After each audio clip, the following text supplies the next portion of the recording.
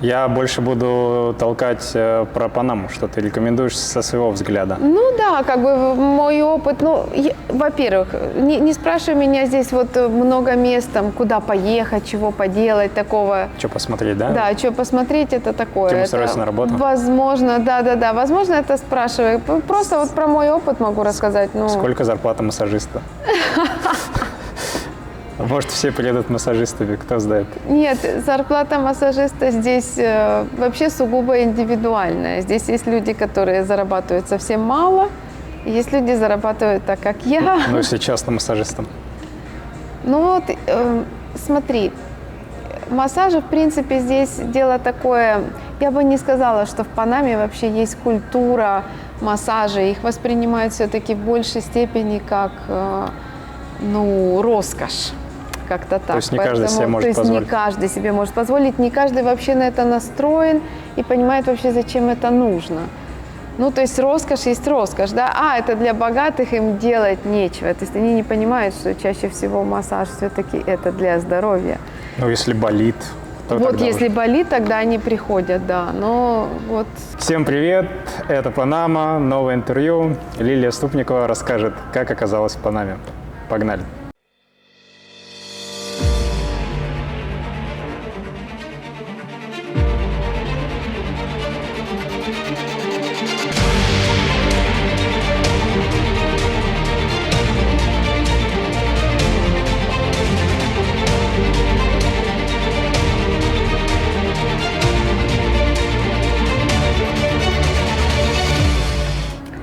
Привет. Лиль, мы встретились. Да. Наконец-то. То у тебя Колумбия, то Панама, то массаж, то еще бывает, личные да, дела. как у всех. Расскажи, пожалуйста, как вообще ты оказалась в Панаме? Что такое произошло, что ты так ткнула на карту и бах, это Панама? Вообще-то на карту не совсем было так, на карту я не ткнула, я просто вышла замуж за панамца, поэтому я здесь, собственно, мы до сих пор замужем, женаты. Вот. Ты, наверное, посетила Панаму, или он тебя нашел? Нет, все гораздо было интереснее, по интернету. По интернету? Да. То есть познакомились через сайт знакомств, списались? Да. И кто кому первый приехал? Я сюда приехала. То есть изначально был план такой, что он приезжает в Киев и смотрит как и что, но потом не получилось у него по работе, и мы переиграли. И я все-таки решила, что если я еду жить сюда, то, наверное, неплохо было бы приехать и посмотреть все же, куда я еду. Где я тут буду работать, что делать? Да, конечно. Поэтому, в конечном счете, я приехала сюда, и это был 2002 год. И до сих пор я здесь. А ты насколько приехала первый раз, чтобы осмотреться? Дело было сложное вообще-то. Все было достаточно сложно, потому что я жила в Украине.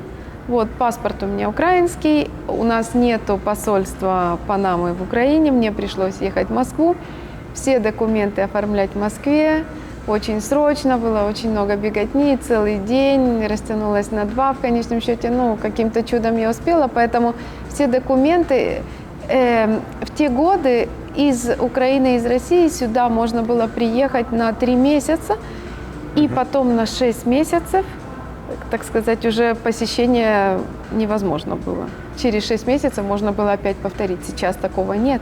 То есть нельзя было так в Коста-Рику побежал, вернулся? Нет, с нашими паспортами нет. Посему все документы, которые я оформила тогда, все перевод, все, что было легализировано, апостили, все это огромная работа, они бы, если бы я не вышла замуж сразу здесь, то они бы были утеряны, мне бы пришлось возвращаться, опять ехать из Украины в Москву, оформлять полностью все документы с нуля и опять возвращаться сюда. Поэтому, на тот момент мне лично пришлось рискнуть. И еще и так получилось, что мне выдали визу на месяц. Она называлась «но пророгable», непродлеваемая виза на месяц. Она туристическая была или какая? Она была туристическая, да. А на сегодняшний день муж, когда тогда был не муж, он какое-то приглашение мог, наверное, сделать, чтобы увеличить срок, нет? Ничего невозможно было сделать. Консул поставил специально такую визу, чтобы невозможно было ее продлить никак. Поэтому у нас здесь была очень хорошая адвокат в то время, и она посоветовала нам, она сказала, ну, что вы можете сделать? Я вам советую просто пожениться срочным образом. Таким образом, у меня был месяц, и через 2 недели мы поженились. В Панаме. Да, в Панаме. Вот, и, ну вот, собственно говоря, Ну, и ты осталась 2024 год, да, я до сих пор здесь. С 2000 года. С 2002, да. Окей. То есть на сегодняшний день ты панамка? Нет, я все-таки украинка. То есть у меня есть резиденция, но я так и не сделала себе вид на жительство здесь. А это проблематично? Почему не сделала? Да нет, не проблематично. Мне просто почему-то как-то не нужно. Совершенно мне не нужно было. То есть ты пользуешься своим паспортом, если посещаешь другие страны? Да, украинским. А Панама дает шире возможности другие страны посещать без виз? В последнее время, собственно, нет. Может быть, раньше. Но сейчас Украина имеет доступ в европейские страны, собственно говоря, и нет особой разницы. Вот, поэтому... А по местным здесь странам я могу ездить и с украинским паспортом тоже. В общем-то, не страдала никогда. А мне больше не надо. То есть, если мы выезжаем на отпуск куда-то там на недельку-две, то возвращаемся. В общем-то, как-то я не чувствовала, что у меня была такая острая необходимость как бы получить панамский паспорт. Я думаю об этом сейчас, возможно, я получу его в скорости, да, но... И потом у меня еще была такая ситуация, мне нужно было маму сюда привезти, я ее документы еще оформляла, вот. А нет такого вот, ну, по крайней мере, с российским паспортом, знаю, смотрят так, российские, значит, может остаться. Нет, не пускаем. То есть нет с украинским паспортом такого? Нет, у меня никогда не было такого опыта. И потом у меня в любом случае все равно есть резиденция Панамы, то есть свою седулу при выезде я везде показываю. То есть часто спрашивают, постоянно? Постоянно, да. Ага. Да, то есть у меня не было такого опыта, что я могу остаться, вообще как-то вот никто... Ну, возможно, сейчас такая ситуация с Россией, да, я не знаю, вот в связи с войной, Украина, Россия, собственно говоря. Но и то как-то нет, поскольку я уже резидент Панамы, все равно седула у меня всегда с собой, везде у меня всегда ее проверяют, потому что у меня же нету визы въезда в Панаму. То есть, если я сразу, на каком основании вы въезжаете сейчас в Панаму? Я резидент, и все, нет никаких вопросов. То есть, хорошо. Муж у тебя есть? Есть. В тот момент, когда ваша свадьба состоялась здесь, в Панаме, у вас, точнее, у тебя было желание вернуться? Ну, то есть, скажем так, тосковала ты по Украине, нет? Да, конечно, было.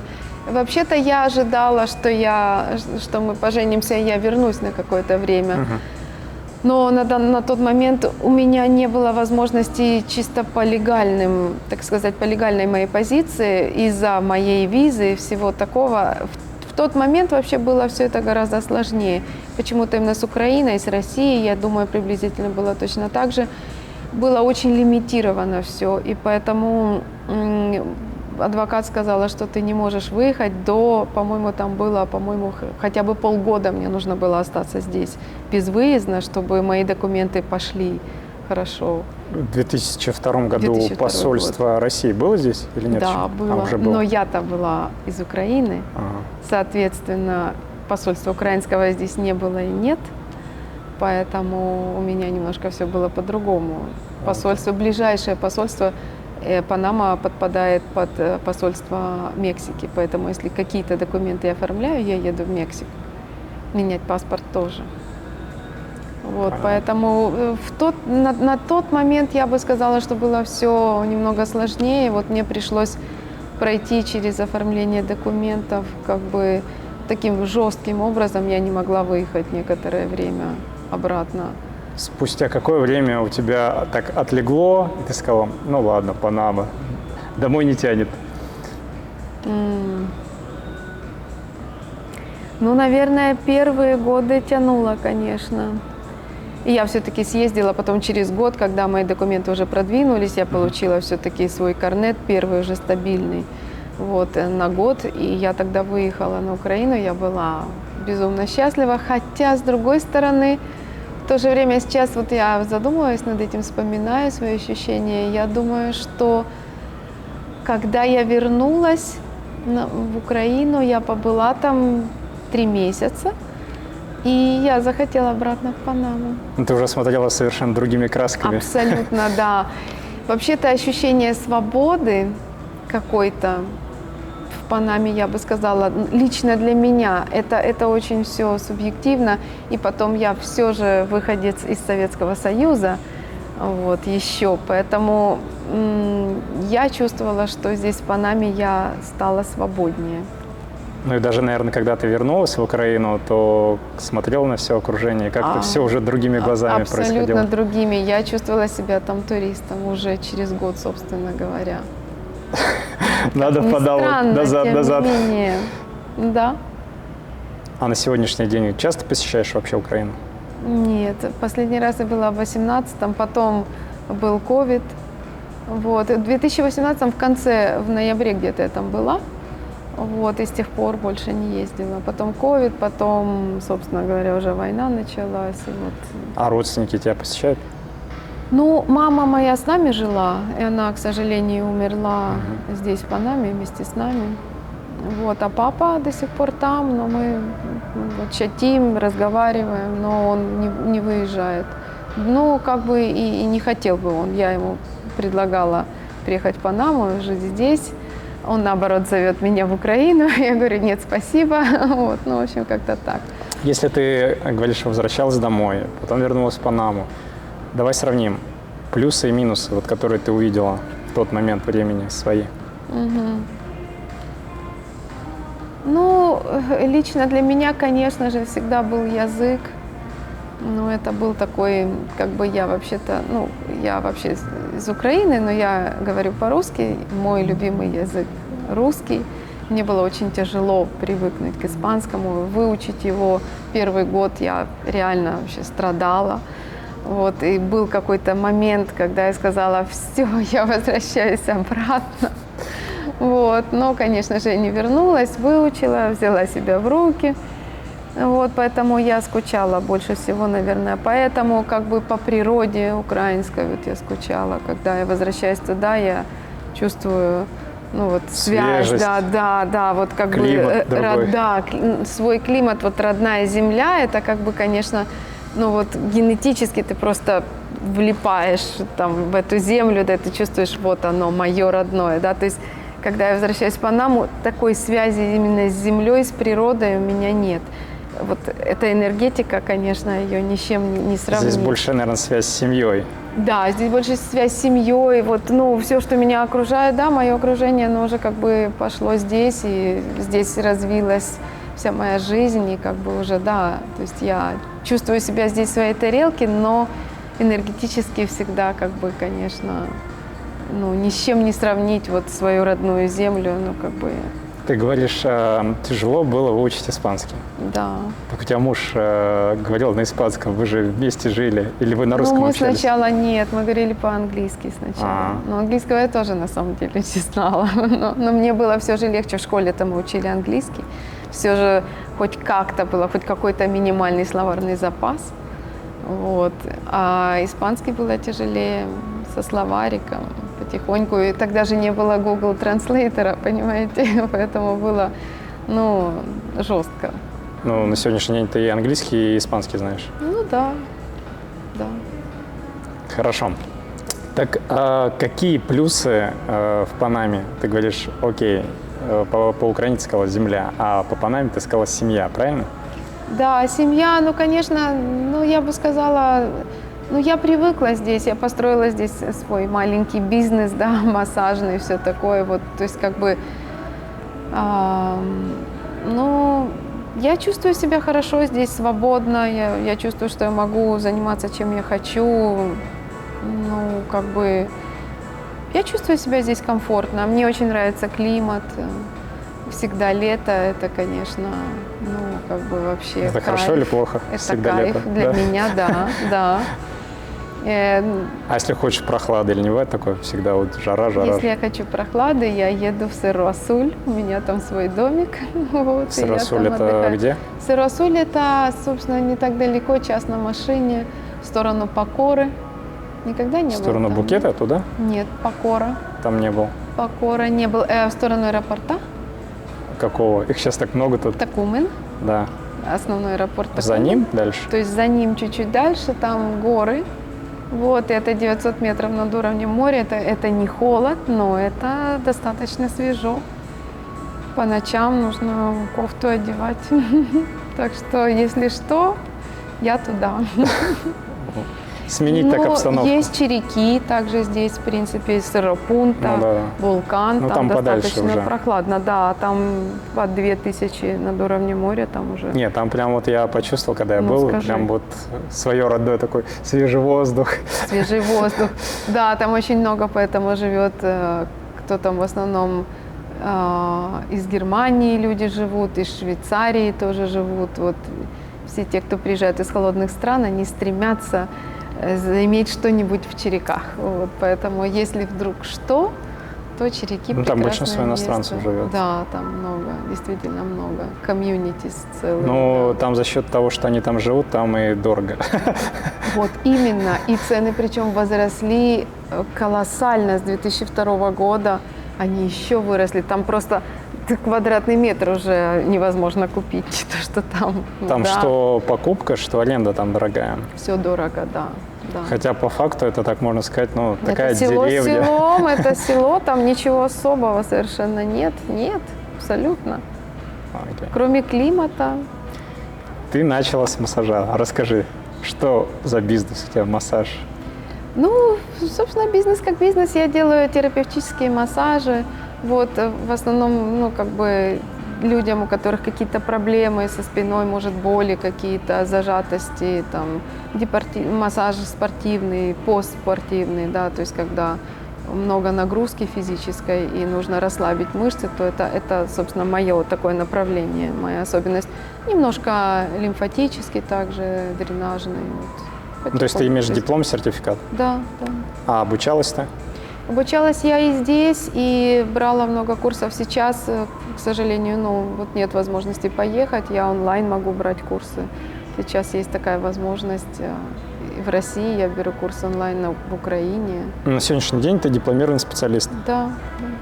А помимо массажа ты что-то делаешь? Иголки, мануалка, нет? Косметологические услуги, да. Косметологические? Да, да. А Чистки. ты сама на себя работаешь или ты в какой-то организации? Я работаю с дерматологом в Панаме, вот, в ее клинике. И массажи я делаю как частным образом, так и при консультации Fit and Shoes. Мы там делаем стельки, вот, индивидуальные. И там я делаю массажи тоже. Ну, то есть это компания твоя или нет? Нет, нет, не моя. Нет, не Ты как моя. наемный сотрудник там? Окей. Окей. Да, в обоих случаях. И к тебе как записаться? Да, пожалуйста, звоните, могу оставить телефон потом. Окей. Оставим ссылки в описании. Совершенно Кому нужен верно. хороший На WhatsApp. массаж дипломированного специалиста, Welcome. Всегда, Обращайтесь. пожалуйста, с удовольствием. Вопрос. Ты вот в Колумбию, говоришь, недавно ездила. А если сравнить Неделю Колумбию назад. с Панамой, где лучше, на твой взгляд? Ну, смотри, все зависит от того, кем ты работаешь. Если бы, например, мне сказали, поедь в Колумбию, делать там массажи, я бы осталась все же в Панаме. Если же у тебя независимый от Колумбии какой-то доход, вот, то в Колумбии, я бы сказала, климат очень хороший, мне нравится, и там дешевле. Там прохладный климат. Там такой. прохладный климат, да. Ну, вот в этот раз я была не в Боготе, а в Медельине. Там очень приятный климат, где-то 29-27, может быть, по утрам 24. То есть, ну, такой вообще супер климат. Вот. Дожди иногда, конечно, идут, это все равно тропики. Но по ценам, конечно же, там дешевле. Еда дешевле, все. Хотя цены по сравнению с прошлым годом, и в прошлом году я была в Боготе, цены тоже выросли. То есть цены выросли в Панаме значительно, но и там тоже выросли. Поэтому я приехала, я удивилась, посмотрела разницу и поняла, что, собственно говоря, за год цены выросли не только здесь, а и там. А то, что там вот преступность, наркотрафик. Да, это факт. Надо быть, конечно, осторожным. Это нужно выше, чем в выбирать. Панаме? Да, да, значительно выше, конечно, конечно. То есть, ну, в Панаме уровень безопасности, конечно, выше. А чем привлекает тогда туристов? Ну, я даже слышал, многие русские туда едут, даже жить, не то что просто посмотреть. Ну, все же Колумбия большая страна, там есть что посмотреть, куда съездить. Панама маленькая, здесь ну, в меньшей степени вот развлекательные какие-то программы присутствуют, да, то есть в Колумбии много музеев, в Колумбии много заповедников, там, если идет речь, например, о Боготе, то там очень много концертов разных, туда приезжают разные группы большие, да. Вот, например, в прошлом году мы были на Scorpions, там в Панаму Scorpions, ну, прям никогда, скажем так, не А я приезжал. вообще даже по афишам смотрел, я не видел каких-то международных крупных концертов в Панаме. Нет, не бывает. А почему? Почему? Потому что, опять-таки, количество населения в Панаме небольшое. Всего на данный момент вместе со всеми миграциями, со всеми прибывшими около 5-5,5, может быть, приближается к 6 миллионам всего-навсего. То есть, соответственно, какой может быть здесь кассовый сбор? Если мы поехали в Колумбию на Scorpions в прошлом году, там был стадион забит 35 тысяч человек. Если ты сделаешь такой концерт в Панаме, 35 тысяч человек, просто здесь, наверное, даже нету такого стадиона с таким охватом, да, большого. То есть, и не Ну, можно будет... по дням разбить. 7 дней. Я не говорю про Scorpions, я вообще про другую крупную группу какую-нибудь. Нет, ну какие-то группы приезжают сюда, все-таки Мана, например. Кто? Мана. Мана? Не знаешь Не. Мана? Ну вот Мана, ну да, это все-таки латиноамериканская. Короче говоря, латиноамериканские группы могут, конечно же, приезжать в Панаму, а вот международного масштаба такого, да, в основном все же нет. Кассовые сборы их не удовлетворяют. Ну, Количество... Мне кажется, это просто направление надо развивать. А если как бы о тебе не знают, то, ну, я же не вот Панамский канал, да, как у всех панамцев спросишь, что самое главное в Панаме? Панамский канал. Хотя у меня всегда возникает вопрос, а вы, панамцы, получаете что-то от Панамского канала? Нет, ну... Но все гордятся Панамским каналом. Это так же, как в России. «Газпром». Ну, а вы получаете что-то с «Газпрома»? Нет. К сожалению, да. Могло бы быть иначе, но коррупция не позволяет. Вот. У меня другой вопрос. В плане концертной жизни в Панаме здесь как-то не очень развито. И само правительство, ну, не стремится как-то развивать Тоже эту не тему. стремится, да. Да, это, собственно говоря, вопрос также и туристический. Вот. Но почему-то как-то совершенно я не вижу никаких сдвигов за 20 лет, что я здесь, за 22 года ноль. Ничего ровным счетом не произошло. Вот я же говорю, здесь даже нету места такого, чтобы вот сделать вот такой массовый концерт на 30 тысяч человек. Ну реально здесь нет такого стадиона, нет такого концертного зала большого. А для начала такой концертный зал и не нужен. Потому что пока Панама не та площадка, которую знают, что сюда приедут такие суперзвезды. Ты начни с маленьких, ну я сейчас про правительство говорю, ты начни с маленьких площадок, да, привлекая каких-то таких не супер именитых звезд, ну, более экономных, да, и за счет этого как-то уже в страну будут подтягиваться. Я считаю, концертная деятельность – это та же самое привлечение туристов в страну, которые хотят приехать с соседних стран и посмотреть на эту звезду. Согласна. Но в большинстве случаев все же вот тут и получается, что если вдруг кто-то хочет посмотреть на звезду какого-то хотя бы более-менее крупного масштаба, они, конечно же, пойдут в Колумбию. Это да. Они Тут, я считаю, должно работать правительство. Из соседних Потому стран. что для начала, для старта они должны показать и, ну, как бы вложиться в это дело, да, что вот такая-то звезда, и посмотреть. За счет этого они будут привлекать соседних стран туристов, иностранцев, а потом уже, скажем так, увеличивать свои этапы, там, выше звезда, выше. Ну вот по каким-то причинам мне непонятным никто этим пока не занимался из правительства. Я думаю, что они смотрят на какие-то другие отрасли немного. Вот здесь была добыча ископаемых, да, вот большой скандал в прошлом году, мины так называемые. Качают да. деньги, в общем. В общем-то, да. Если очень честно, то да. Концерт не интересен. Нет, это мелкий доход, все равно для них это мелкий уровень Могли бы дохода. этим прикрыться хотя бы. Панама-канал дает больше. Ну, нет. А в Медельине, вот я заметил, там даже вот такие именитые фестивали, как Ультра Мьюзик фестиваль проходил, Да, то есть которые проходил. проходят, по сути, в В разных богате, странах. конечно, все равно больше. Вот мы только что ездили в Медельин, мы как раз об этом говорили, они жаловались, но они, им тоже не с чем сравнивать. Если бы, может, они сравнили с Панамой, они бы не жаловались. Но вот жители Медельина говорили, ну, если что, нам приходится ездить в Богату, да.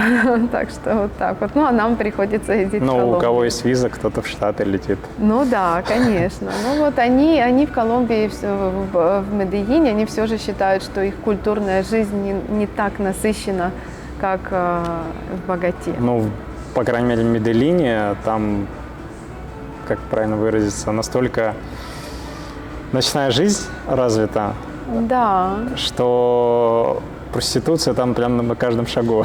это факт, конечно. Но вот я по ночному как-то не ходила, в основном в Медельине, больше по дневному. Вот, поэтому эту часть я не видела. Но конечно же, есть, ну вот, в зависимости от того, в какой район ты попадаешь, нужно быть осторожным. Вот, например, мы ходили в центр города, центральный парк, там, где скульптуры стоят. Ну вот буквально там я только подошла там сделать фотографию, уже какой-то мужчина подозрительной наружности, мой муж его заметил, и, в общем, короче говоря, когда он увидел, что я с мужем, с ребенком, он как бы отошел куда-то подальше, но буквально вот в считанные минуты. В Панаме есть такие вот не очень доброжелательные районы? И много ли их? Есть, конечно, есть. Их достаточно много. Если выехать за центр Панамы куда-то чуть дальше, такие больше руральные такие зоны, то там, конечно, будет. Ну, какие зоны стоит обходить туристу, если он первый раз приезжает в Панаму? Ну, я бы сказала, Рио-Бахо не очень благополучный, Чорийо. Вот, собственно говоря, Чорийо граничит с такими местами, как Авенида Бальбоа, вот, и Сан-Франциско, да, то есть как бы, ну, не так далеко расположен, но он очень опасный район по вечерам, по ночам. Там есть такие улочки, что Сантана тоже, Чорийо и Сантана у них тоже. Собственно говоря, Чорийо переходит в Каско-Вьехо, Каско-Вьехо переходит в Сантану, приблизительно как-то так они расположены все в одном месте, в одной точке, да. И вот ну, я бы не советовала, не рекомендовала. То есть если ты идешь в Каско-Вьехо, это очень туристическое место, оно, кстати, очень изменилось, если вот говорить о плюсах в Панаме, все же какие-то, ну, продвижения, подвижки все же есть, потому что когда я приехала в 2002 году в Панаму, здесь не было и 10% того, что вы видите сейчас, здесь не было молов, Каско-Вьехо был просто заброшенный район, это было тоже опасное место, туда после 3 часов дня уже лучше было не соваться, в 3 ты уже садился в такси и до свидания, потому что уже тоже появлялись люди подозрительной наружности вот возле тебя. Поэтому тогда, наверное, в 2002, наверное, было пару домов отреставрированных из всего того, что мы видим сейчас, представь себе. А кто Какая начал разница? развивать вот Каско-Вьехо? Их начали выкупать. Первым, наверное, был Рубен Блейдс. Это вот, ну, певец, здесь известный певец. В свое время он тоже был министром туризма. Вот. И вот он, наверное, был один из первых, кто выкупил один из домов и вот отстроил его и превратил его, ну, в такую красоту, что после него, наверное, все посмотрели и сказали: вау, это может выглядеть так. И вот тогда постепенно начали люди, частные люди, какие-то компании, вот по-разному было, да, начали выкупать, делать отели, делать рестораны, какие-то дискотеки. И вот это место на данный момент превратилось в очень приятное такое для времяпрепровождения семейного. Там есть и какие-то музеи небольшие. Там на самом деле, если походить, очень много чего интересного можно найти. Например, я была там в прошлое воскресенье, и неожиданно для себя мы обнаружили там маленький, конечно, на 15 минут музей, но все же очень интересный. Культура гуна или куна. Раньше их называли куна, теперь их называют гуна. Вот. Это развитие частных рук, то есть правительство туда не вкладывало? Нет, правительство тоже вкладывало со своей стороны. Там есть и здания, конечно же, которые они тоже отделали, сделали музей там и все такое. Ну, вот, то есть я бы сказала, что оккультуривание произошло совместными усилиями. Парки они тоже привели в порядок, вот там несколько парков. Поэтому да. И, конечно же, уровень безопасности, это тоже зависит от правительства, то есть там очень много полиции сейчас, и ты идешь туда, ты чувствуешь себя совершенно спокойно. Когда планируют развивать город Колон? О боже. Портовой город. Ой, вот это как стратегическое раз место. Там бы, конечно, не мешало. Я не знаю, это просто ужас. Это, Клондайк, конечно. Туда лайнеры даже приходят. Да. Я не знаю. Правда, они прыгают сразу все в автобусы и едут в Панаму. Это факт. Пешком никто не ходит. Я ездила туда, наверное, в последний раз, господи, года 3-4 назад. Я там даже по рынку прошелся. Угу. Ну вот, да, туда хочется, ты приехал зачем-то туда, я не знаю зачем, и ты сразу хочешь выехать обратно. Потому что там действительно вот один из мест в Панаме, где бы ты не хотел пройтись ночью, это действительно Колон. Знаю, что происходит. Главная улица, она, честно говоря, вот такая, красивая. То есть идет такая прямая, да. Там люди сидят, тут, там. И, правда, вот что справа, что слева, все рушится. Там все просто сплошные развалины. Это гетто. Полное гетто. Оно было таким 10 лет назад, 20 лет назад, и продолжает разваливаться у тебя на глазах, и ровным счетом ничего не происходит. Но я даже не знаю, почему это происходит, почему они до сих пор не взялись и не сделали что-то там. Наверное, как-то работает. Зона Либре же работает, правильно. И достаточно, как всегда. Деньги идут. Деньги идут, да. То есть, если бы деньги перестали идти, возможно бы кто-то бы взялся. А так вроде бы как бы все идет своим чередом, поэтому что-то там как-то так. Скажи, пожалуйста, в Панаме много русскоязычных вообще? В последнее время гораздо больше, конечно. Сколько примерно, плюс-минус? Мне даже сложно сказать. А ты как думаешь? Тебе виднее, ты столько лет тут живешь. Ты знаешь, как-то я, честно говоря, в комьюнити так активно не вхожу, как раз потому, что я столько лет здесь живу. Я была, и мой муж панамец, то есть я сразу влилась как бы больше, именно вот в жизнь панамскую, больше латинскую комьюнити, да, то есть как бы, вот все равно в последнее время я смотрю, что, конечно же, гораздо больше. Вот сейчас я знаю, что очень много приезжают рожать сюда, в Панаму. Пошел такой вот, как бы, такой бум. Просто рожать или остаются? Часто рожают и уезжают обратно, но поскольку ребенок таким образом получает гражданство, да, и это как бы на данный момент это, я так понимаю, выгодно и ценится. То есть для меня это что-то новое. Раньше, сразу говорю, такого не было. Сейчас с этой ситуацией большинство хочет уехать где-нибудь родить. Не обязательно в Панаме. Не обязательно в Панаме, но вот Панама одна из точек. Здесь неплохое, так сказать, медицинское обслуживание и отношения тоже, как бы, я бы сказала. По поводу медицины, хороши. Если ты затронула тему, скажи, пожалуйста, ты за свое время сталкивалась с медициной, где тебе приходилось там платить большие деньги, либо тебе оказали плохую помощь?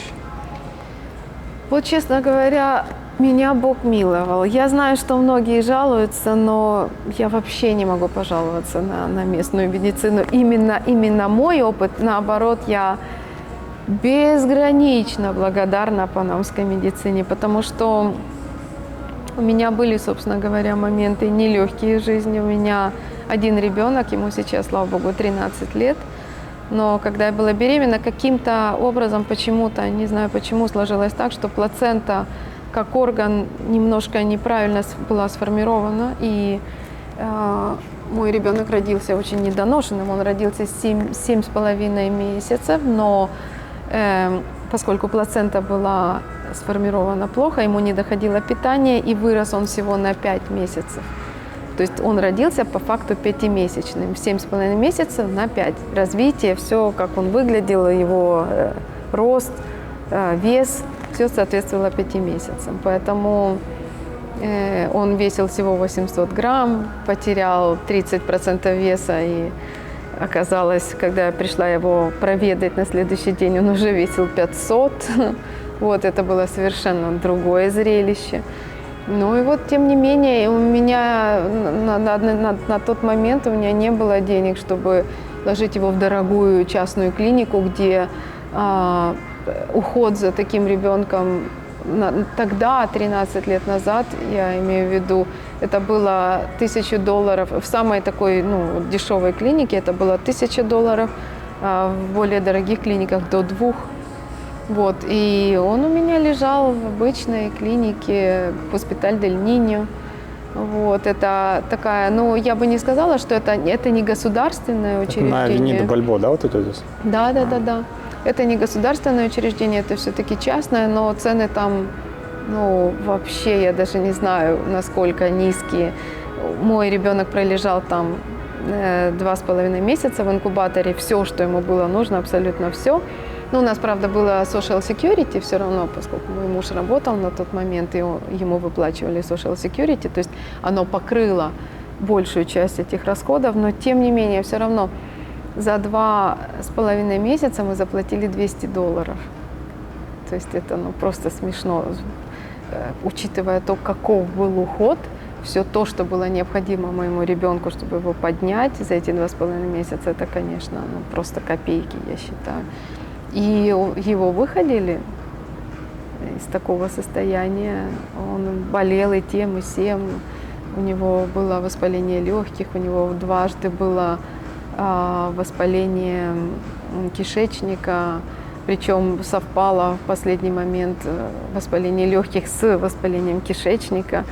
И несмотря на это, на все, у него была желтуха новорожденного. В общем, короче говоря, все это вместе на вот это 500-граммовое тельце, и тем не менее, вот он выжил. Он часто болел, получается?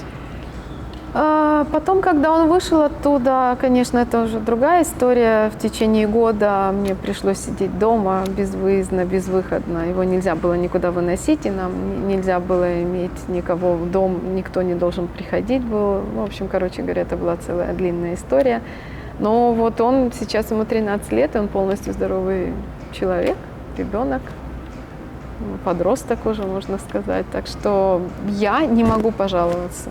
Абсолютно нет.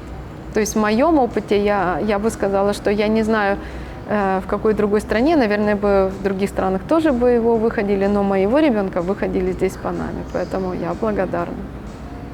Вообще нет никаких претензий, абсолютно. Доктора были, и отношение было хорошее, медсестры, и доктора, в общем-то, все было на А со скорой помощью ты городской вообще сталкивалась, вызывала?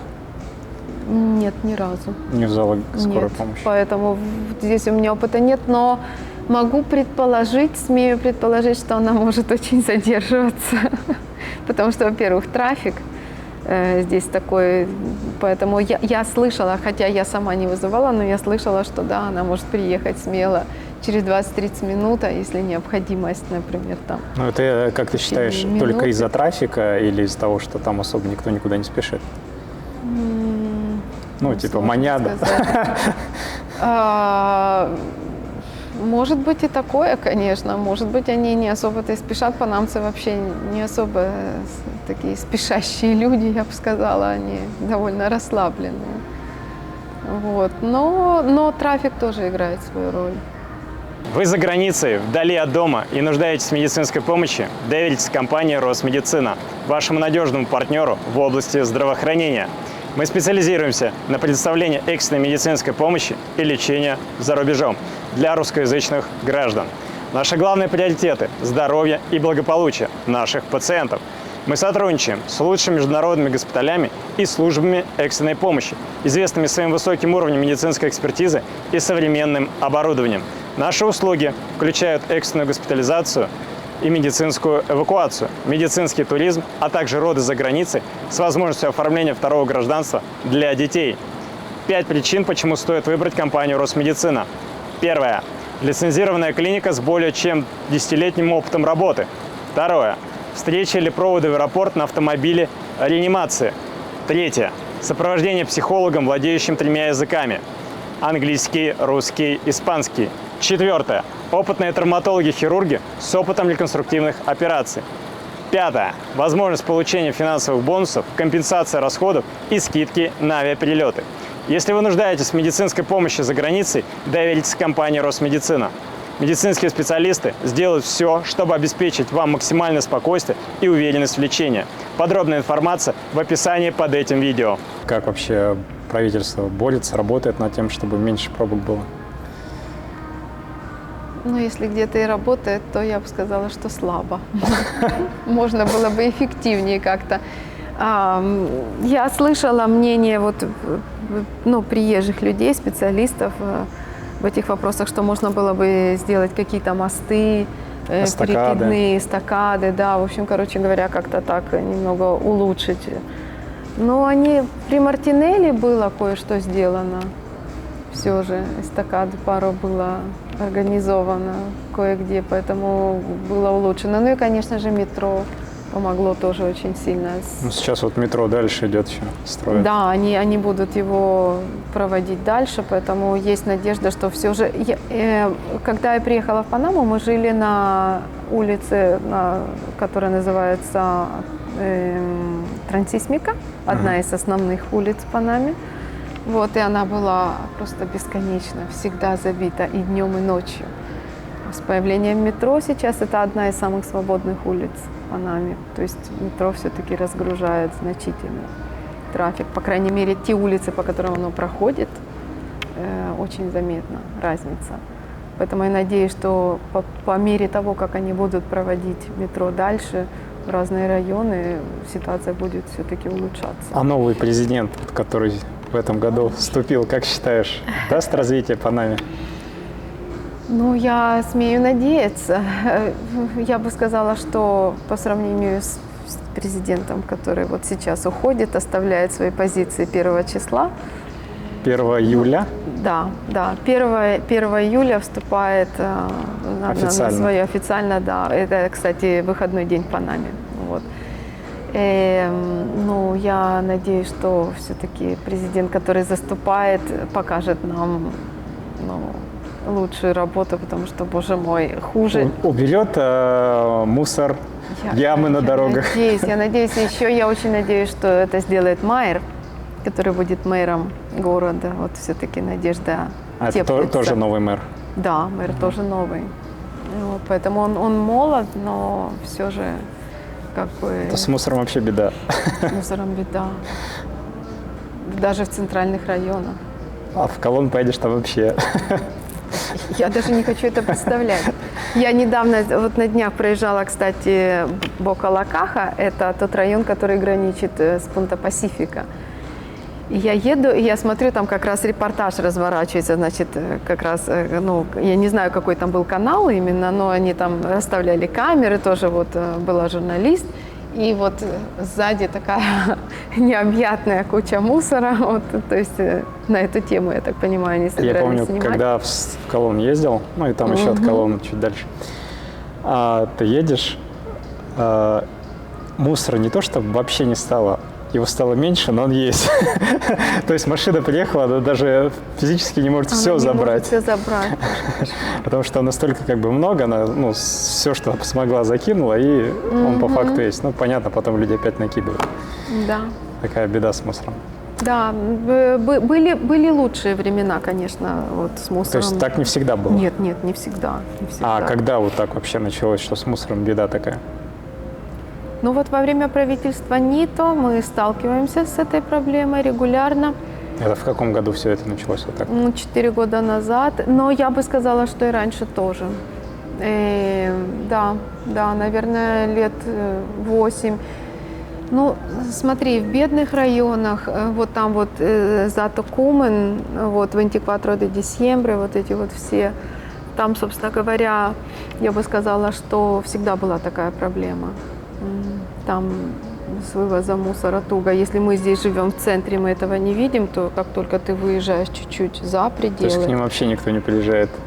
К ним приезжают редко. Раз в крайне неделю? редко. Ага.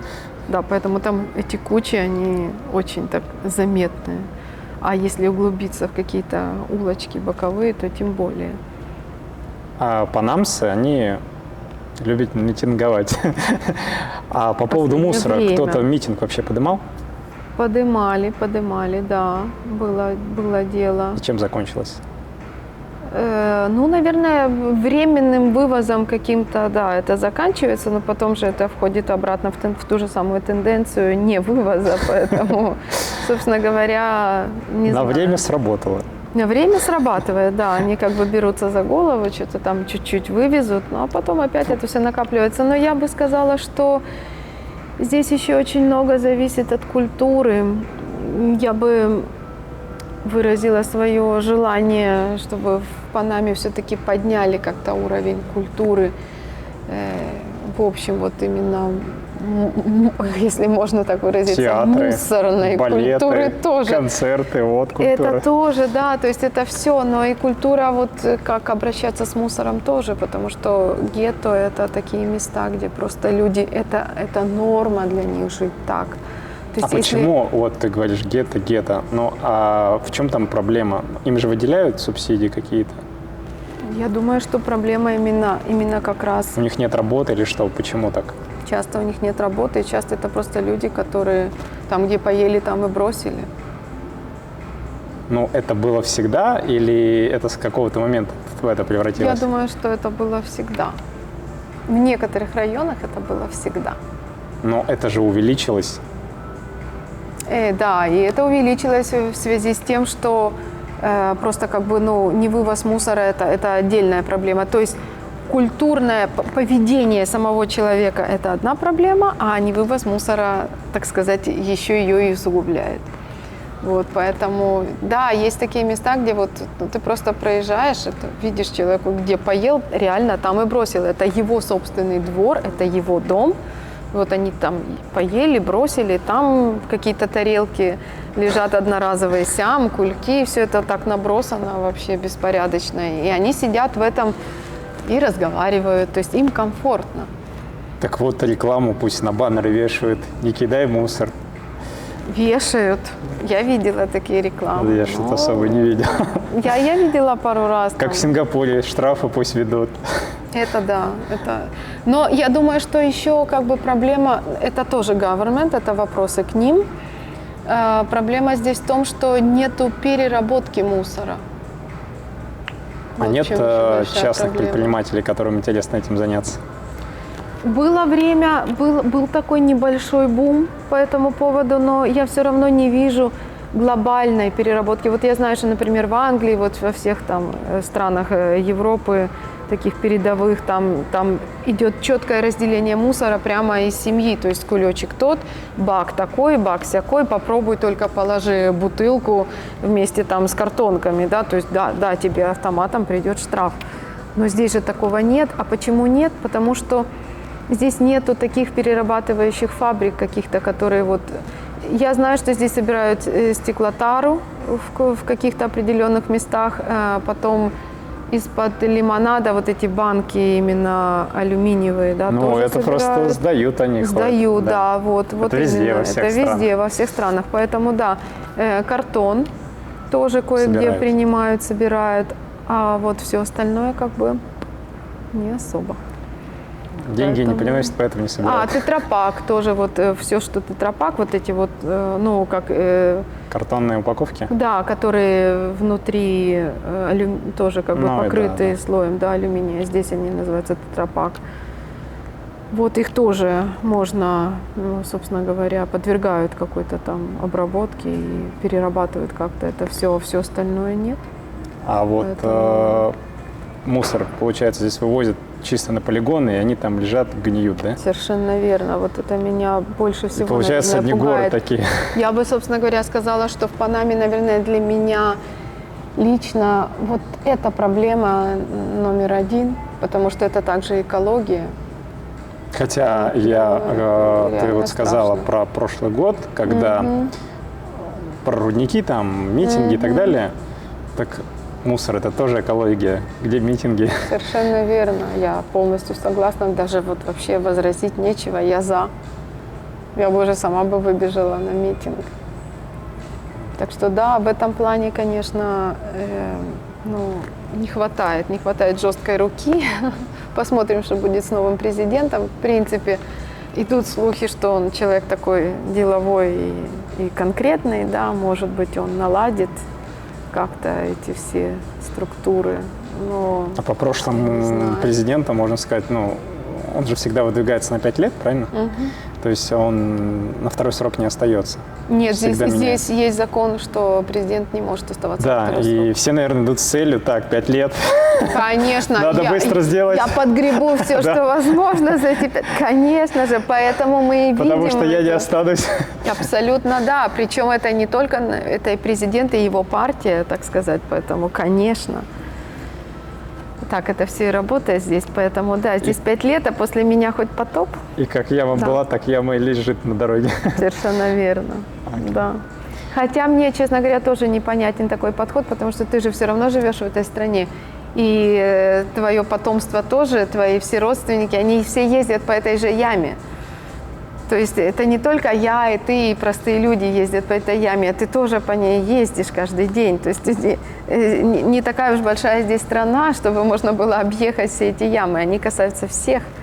То Но есть, мне кажется, проблема в чем? То, что ты с самого начала затронула в культуре.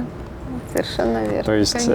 Это узколобое Это, мышление. да, это те же люди, которые родились здесь. Совершенно верно. Вот и Да, все. да. Мы просто в пиджаках и в галстуках. Абсолютно, да.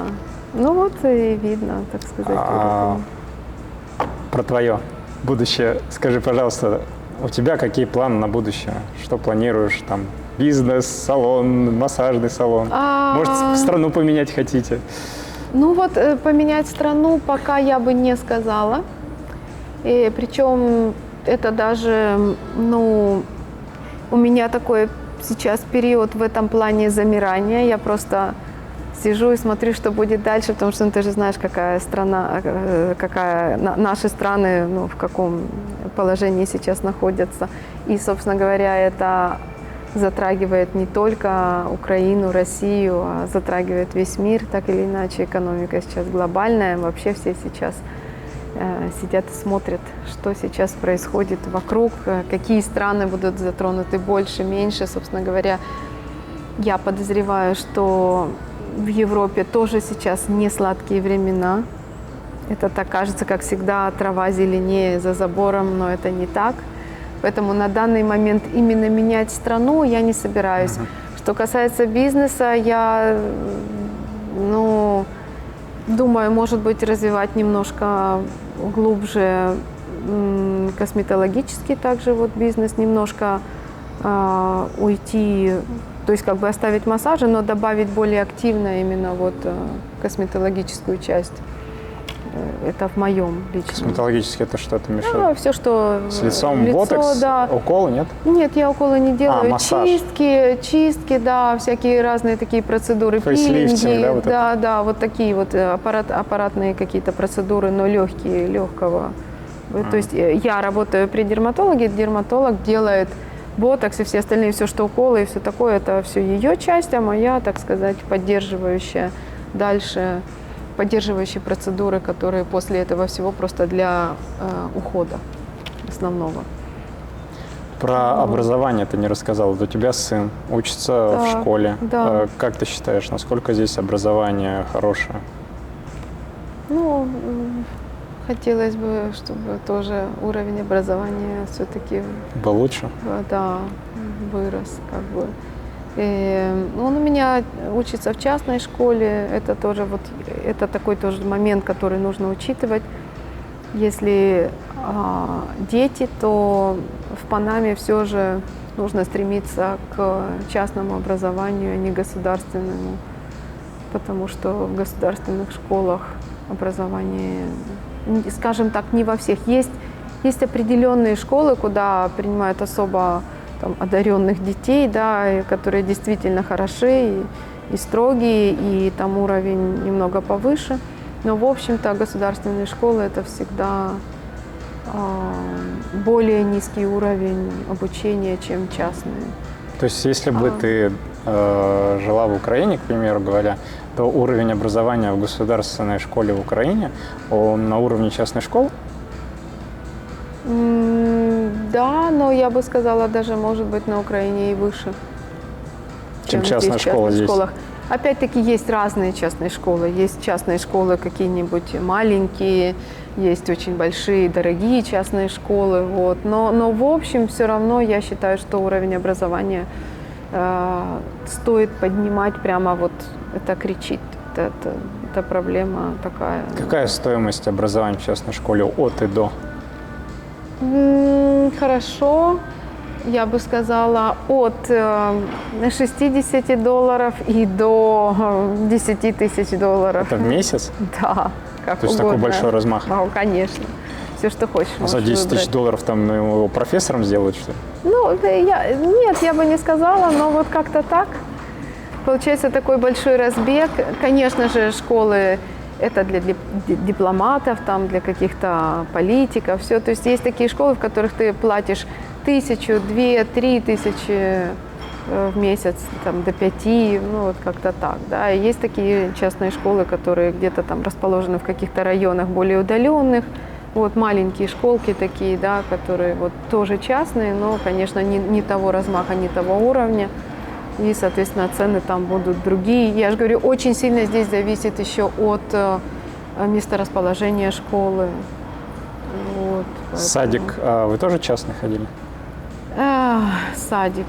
Ну, с садиком у нас не сложилось, потому что, ну, это чисто потому, что мой ребенок был в свое время недоношенный, чисто по уровню здоровья там у нас не получилось, потому что он слишком часто болел, и доктора посоветовали нам все-таки из садика его брать. Но да, мы попытались, и он у нас ходил в частный садик, да. И стоимость частного садика от и до? Собственно говоря, я бы сказала, как таковых государственных садиков здесь нет. Нету. Есть школы, но садики здесь в основном все частные. Да. И стоимость вот сколько будет от и до размах? Тоже приблизительно так, вот от 60 до 300-400.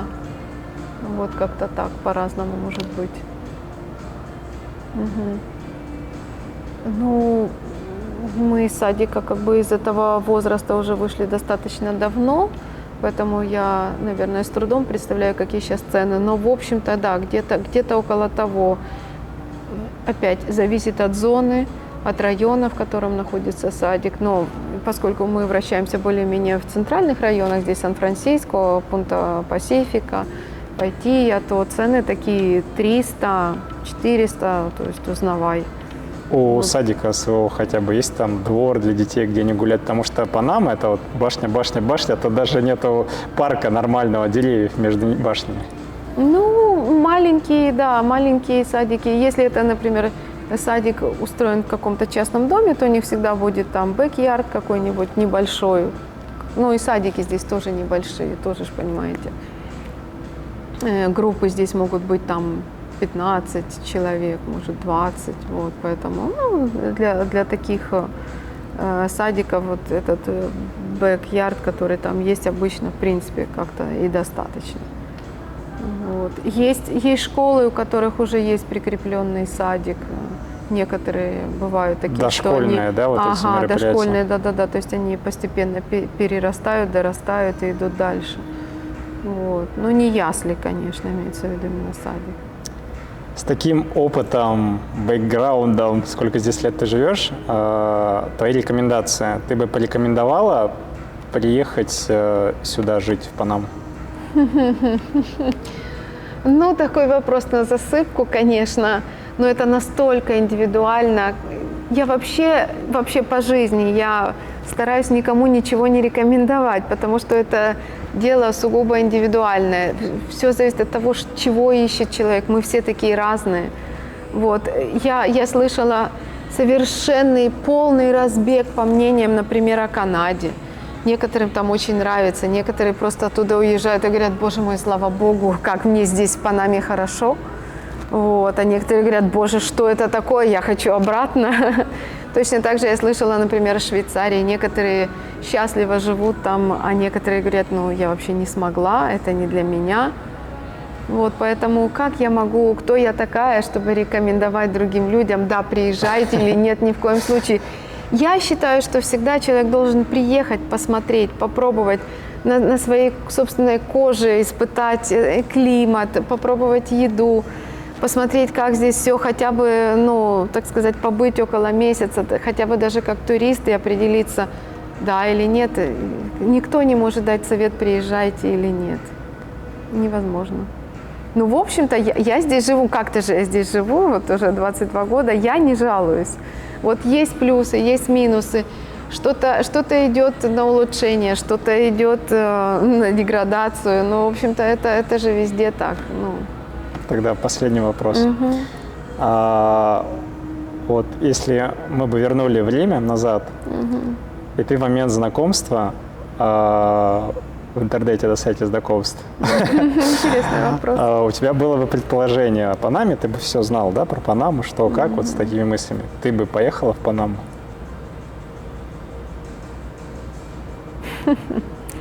Да, я бы поехала в Панаму. Наверное, я бы ничего не изменила. То есть все бы осталось так же? Да. Да. Значит, ты не жалеешь, что ты сегодня здесь? Нет, именно жалеть нет, не жалею. Лично я не жалею. Не могу сказать, как другие себя чувствуют, но я говорю, я бы, наверное, ничего бы не изменила. В принципе, я не жалуюсь на свою жизнь. Я не могу сказать, что я тут сижу и страдаю. Нет, ни в коем случае. Я нормально, комфортно прожила все эти годы и ни о чем не жалею, если так подытожить. Вот поэтому, да, я могу сказать, я счастлива, насколько это возможно. С нами была Лилия. Ставьте лайки, подписывайтесь на канал. Пока. Спасибо.